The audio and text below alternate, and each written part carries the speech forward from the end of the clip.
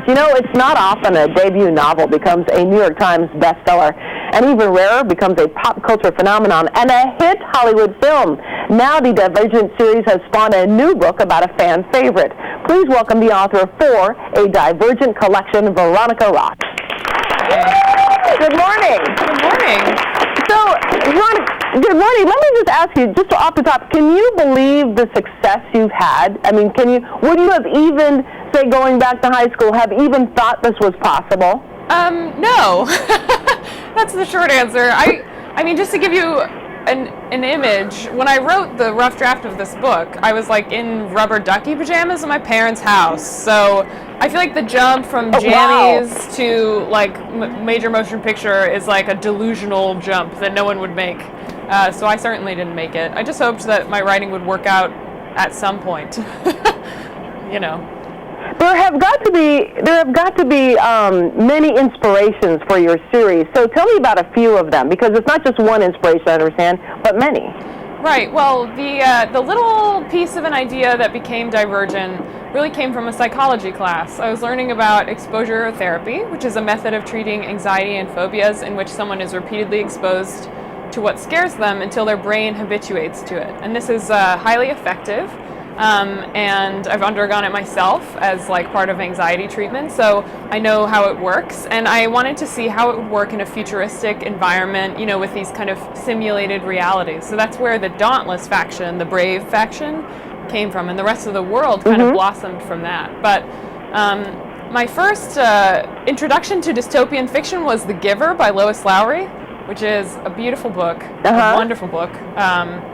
And that kind of showed me that this kind of book was possible, that you could set something that felt like your real world, but that wasn't quite your real world. And I found that really interesting. So I think that kind of set me on the path at a very young age. Did this focus on Ford, did it come from fans, a fan demand? I don't know if it was demand so much as he was a character that I grew to really love throughout the course of the series, so much that, you know, when I was looking for a second narrator for my third book, he was the natural choice. He's become so much more interesting and complicated to me as the books have gone on, and I know that he's a reader favorite, and that helps a lot because it's they've given me a lot, these readers.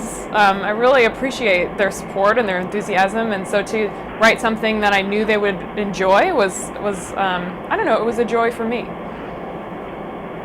Okay, now wait a second. Do you really mean that you really appreciate their comments and their constructive criticism, Veronica? Truly? Honestly, I think criticism is the only way that writers grow. And yeah, sometimes the unkind remarks are hard to hear, but I think I've learned so much from a lot of the things that people have said that I wouldn't trade them for the world. I mean, I'd rather have positive and negative than nothing at all. Tell me about working on the film, because I got to believe that it was incredible. But working on the film, and when things change from the book to the film, is that a little disappointing to you, or do you get that that's part of what happens when your book goes into becomes a major motion picture? Well, I kind of entered it with as open a mind as possible. I wanted to see someone else's interpretation of the work, and I was really excited to see how it would maybe be a little different from what I imagined, and that it would maybe show me my work again, like as if, you know, from new eyes. So, you know, sometimes things change and you wonder why and you're not sure about it, but a lot of the times when things changed, I understood that it was good for the movie. So, you know, at the end of the day, like, the movie needs to be able to stand on its own, and that was important to me as well as to the people making it. So I was pretty happy with the result. What was the experience like to, you know, get to know the big stars like Kate Winslet? She's like one of the nicest people ever, actually. I was just really surprised by how kind everyone was and how they formed great camaraderie with each other. And I know that sounds like BS, but it's really not. I mean, they had like this kind of summer camp feel, and she was just like incredibly sweet. I remember her son turned to me at one point and was like, you know, why did you do that with my mom's character in the second movie or book or whatever? And I was like, well, I didn't know it would be your mom. Otherwise, it might have gone a different direction. So, is Four considered a prequel? Is it a standalone? Should you have read the first three first? I think I'm trying to think if it's kind of a prequel. So the first 3 stories take place before the events of Divergent. They show, Four and his choice of faction and, how he assimilates to that faction. And then the 4th story overlaps with Divergent. So I think it would be a little bit confusing if you hadn't read Divergent before you read the stories, but you certainly don't need to finish the series. And I'm curious, you're married. I'm curious if your husband, if he reads your books and gives you any of his comments or thoughts or criticisms.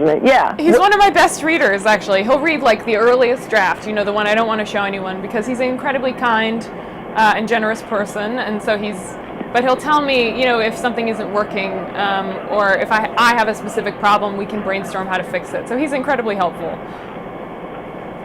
Oh, that's great. You know what? Congratulations on all your success. It's amazing. I want to tell folks that your book 4, A Divergent Collection, is out in bookstores now. Thank you very much, Veronica. Thank you. Thanks for having me.